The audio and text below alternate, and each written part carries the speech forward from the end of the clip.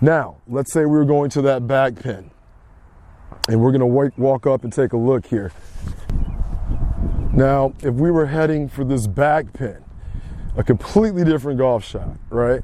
Now, goal still remains the same. I need to get it on the surface. That's my goal. But on a big green like this, and if it was this big in real life, I want to think about trying to get that distance correct, and also, maintaining that thought of keeping it on the green as a good thought there, okay? So landing area is going to change quite a bit.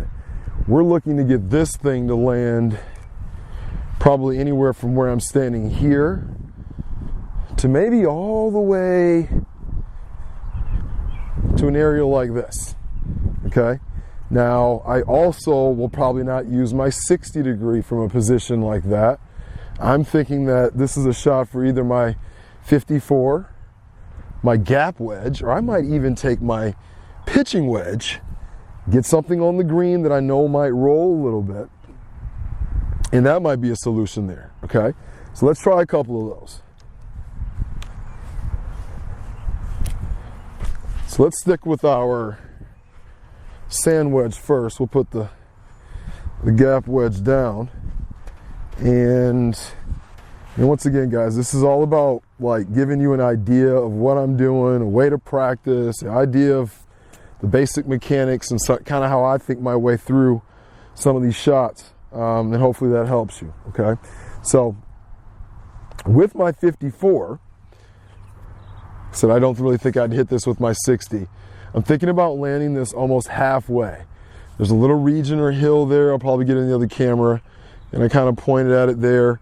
We want to land this ball about halfway with our 54. So I'm thinking of, give you an idea of the spot here. We're trying to get this thing to land somewhere around in here, okay? Ideally for the next couple of shots, and see what that gives us. Let's see what we got here. All right, 54. Because I need a little more distance, I'm going to play it in my back of my stance a little bit. I am going to open the blade up, but not a lot, just a little bit, okay? And my hands are going to be a little more neutral in regards to the ball, not necessarily so far behind it, okay? As far as the stroke, big backswing, down and low, because I'm trying to promote a little more run out here. So let's see what we got. Slightly open club face.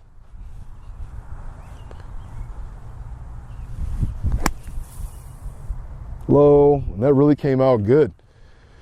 It had a little spin on it too, but I flew that one a little too far, guys. Didn't necessarily like that myself, but I got away with it.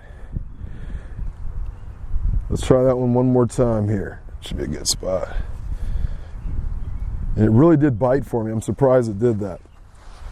So same thing, slightly open, a little bit back in my stance. Don't want it to fly nearly as far here. That's the area I was looking for. And wow, it really did bite for me. So pretty good shot. And you see either one of those would be okay. Gives me an opportunity to make it. And I'm not thinking about putting it in such a tight circle like I am this one in the front here, okay? You see those 4 balls are really close. The deviation's getting a little bit wider, but I accomplished my goal. Both of those are on the green. Both of those are in a reasonable place where I have a putt that maybe has one break to it and not a big sloper that's way, way far away from the hole, all right? Now let's try that again with my 50-degree wedge. This is my Ava wedge. I'll explain that to you guys later, but I named my wedges after my kids this year. And this is my oldest, my 13-year-old. She's my 50-degree. My Naya, my middle child, is my 54-degree. And then Oakley, my youngest, is my 60-degree. So we got Ava right now, my gap wedge, my 50-degree. And we're going to hit that same shot, a little less loft. I'm playing it very similar though, okay? Slightly open, a little bit off the back foot there, and I'm still looking to land in the middle of the green, very similar to that last shot that we hit. There we go. A little better. And that thing ran out a little bit more. I kind of like that shot. I think I might have just found a new golf shot here. Okay, so think about those options. If you have a closer pin, you might want to use a higher lofted club.